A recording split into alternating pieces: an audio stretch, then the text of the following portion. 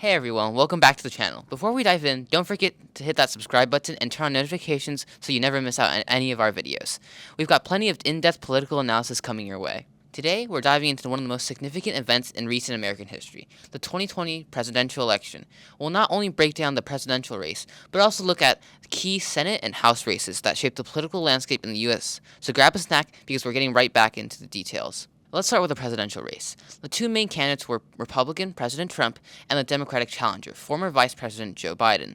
This election was historical for several reasons: the record voter turnout, a major reliance on mail-in ballots due to the COVID-19 pandemic, and the polarized political environment. Joe Biden ultimately secured 306 electoral votes, surpassing the necessary 270, while Trump received 232 votes.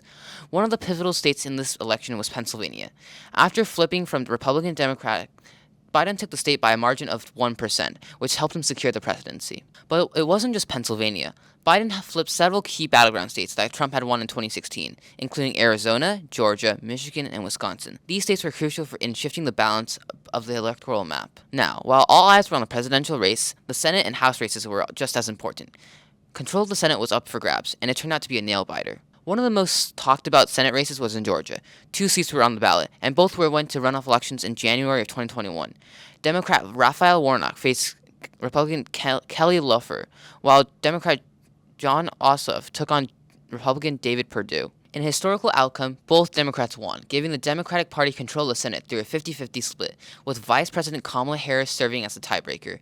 This was a huge shift, as it gave Democrats both control of both chambers of Congress and the White House. Turning to the House of Representatives, Democrats went into the election with the majority, but the Republicans made significant gains. While Democrats held on to control of the House, their margin shrank significantly. One of the most high-profile House races was New York 14th Congressional District, where Alexandria Ocasio-Cortez, a progressive rising star, defended her seat.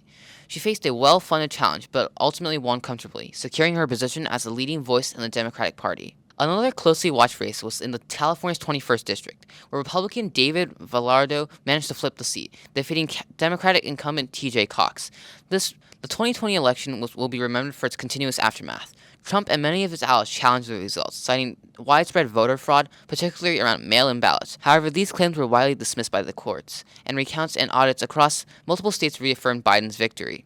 Biden was inaugurated on January 20th in 2021, marking the end of one of the most decisive election cycles in modern U.S. history.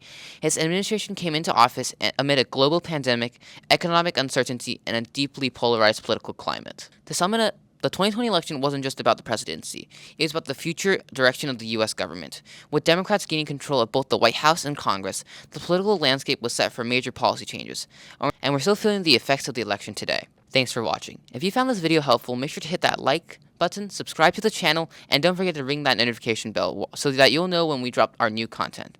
Let me in the comments which races you were following closest in 2020. See you next time.